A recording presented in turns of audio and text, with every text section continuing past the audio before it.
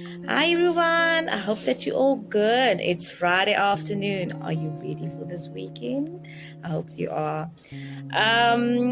So today I'm bringing you something different. I recently, this week, as in recent, I've decided I was going to do something because I felt led by the Holy Spirit. And I love that when that happens because, it means God is starting to really, speak to you directly. And it was brought upon me that I needed to do something this week, something a bit different. Like I enjoy doing the devotionals for you every week. But I think it's time to, dig a bit deeper into what it is exactly, how God also wants to use me in bringing His word. So it came upon me in the week that I wanted to do something more, read a bit more about the women in the Bible. There's a lot of, and then through that I discovered there's a lot of women in the Bible that we don't often read about or talk about. They are there, but they're not always acknowledged. And as I went into this, I discovered so many amazing women. And I'm going to do a series of this now, sharing that with you and just the amazing work that God did through them, and the courage and the God-feariness that they have. And so I'm really excited to share that with you. So let's jump in. So the first two women, it's actually two women I'm going to talk to you about today, and we're going to go way to the beginning of Exodus. So we're talking about women that you don't often hear about. So I don't know if you know the story of Puah and Shiraph. If the name sounds very foreign, don't worry. You're not alone. I had no idea who Puah and Shiraph was, and I felt actually very embarrassed. So I'm thinking, how do I not know who these women are? So Puah and Shiraph, you will find the story about them in Exodus 1, verse 17 to 20. This is the story about Pharaoh who ruled that time. The Pharaoh that ruled, he had the midwives kill all boy babies. Now in that time, they made use of midwives. Midwives had a very important role in the society back then, and the Pharaoh basically instructed them for whoever gave birth, Hebrew women. He instructed for the Hebrew woman who gave birth for the male babies to be killed. The reason for that was, as you can remember, back then the Pharaoh was the most mightiest person alive, and he ruled all over Egypt. So he didn't want any nations, other nations, except for the Egyptians, to be ruled during that time. And the Hebrews were basically the servants and serving him. God, however, had plans for the Hebrews. God intended the Hebrews to multiply and to prosper, but that was not the plan that Pharaoh had. So what happened in Hebrew 1 verse 17 was the follow. But the midwives feared God and did not do as the king of Egypt commanded them, but let the male children live. So the king of Egypt called the midwives and said to them, "Why have you done this and let the male children live?" The midwife said to Pharaoh, "Because the Hebrew women are not like the Egyptian women, for they are vigorous and give birth before the midwife comes to them." So God dealt well with the midwives, and the people multiplied and grew very strong, And because the midwives feared God, he gave them families. Wow. So, first of all, there was three things that I took out of the story. And basically three things that you can learn from it. I think there's much more, but there's three things that was highlighted from this. So what stood out for me, first of all, was that the midwives feared God. Now, it also states, I watched a video, of course, about this, and you can't really figure out in the scriptures if this midwives were Hebrew midwives or they were Egyptians. We didn't know they don't know the origin, But regardless of that, one thing that stood out was the fear that they have for the Lord. And to think their actions could have cost their life, because in that time, if they did anything, the pharaohs were ruthless. They would kill you if you disobeyed anything that they do. Yet they kind of bypassed what he have instructed them, and they did what they thought was right in the eyes of the Lord, because they feared the Lord, and they decided to do the right thing. So at that time, it could have been anyone, but it had to be Puah and Shiraph. I felt like God put them for a specific reason there. So God equips those whom is called to God. So obviously they had a relationship towards God, and God placed them in the right time there at the right moment.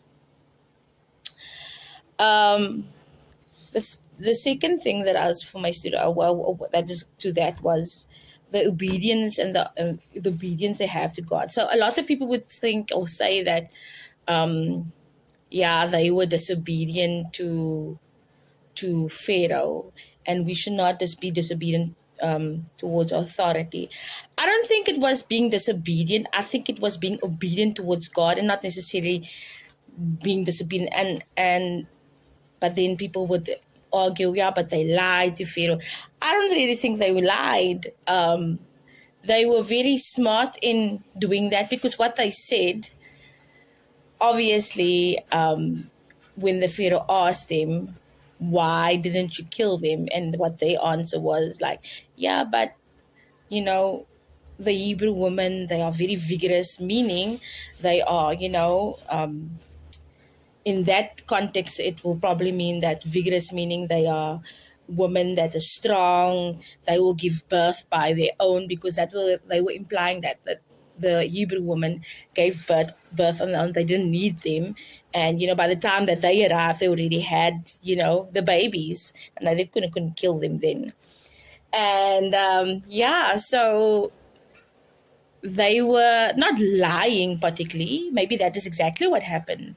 I don't think they lied. I just think they found a way of not to be truthful, but to a certain extent that will protect them to still do what they had to do.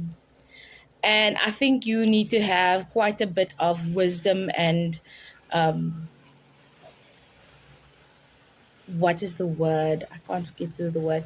You need to really know what you're doing when doing that, you know what I'm saying?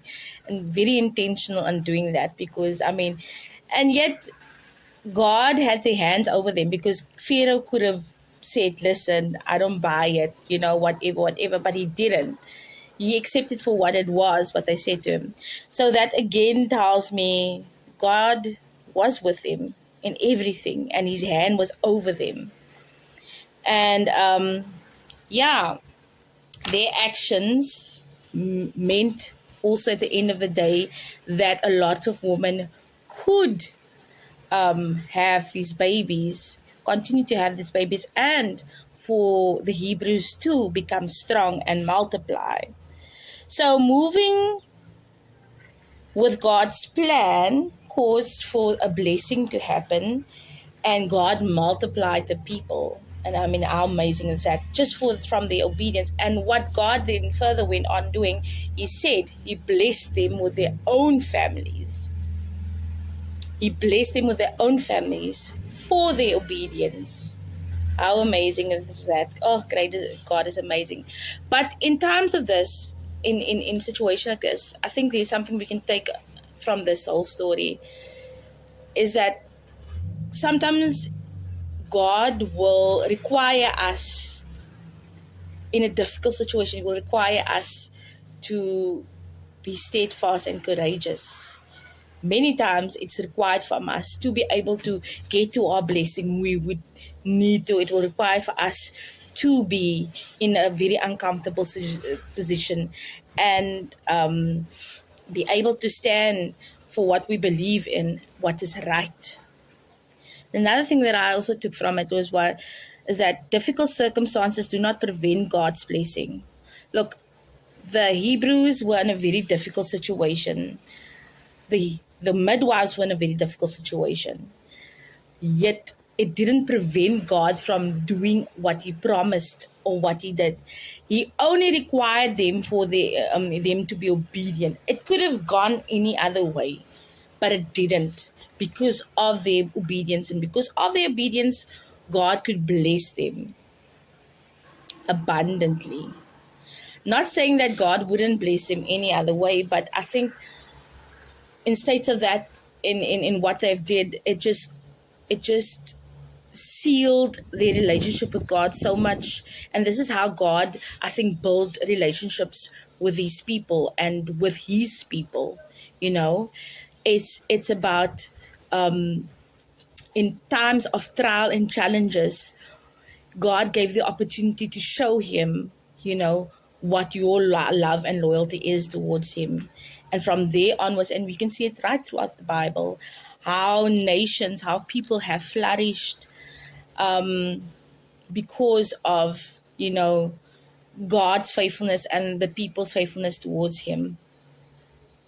So, yeah, Puah and Shiraph really inspired me and once again made me aware of my personal attitude towards things. How do I approach things when times are tough and I had to make a decision of what is right and what is wrong? Do I fear the person or the situation that seems to, get the best of me or want to take away? Or do I stand firm in what I believe and do what is right in the eyes of God? And do I trust him in everything we do? Because through their leap of faith, look what transpired afterwards. So, let this be something to you today to make yourself ask or think about, or just meditate on and ask yourself, what is your position in your faith, in your obedience towards God? Do you trust God with your whole heart? Do you believe that no matter what, God will see you through? And then I just want to end up with this beautiful little piece that I also got from my research that I did. No matter how hard it gets, how deep the valleys we walking goes, no matter how overwhelmed and overcome we might feel, God is not overcome. Instead, God always has a victory, and we have to put our faith in God. Through Christ, get to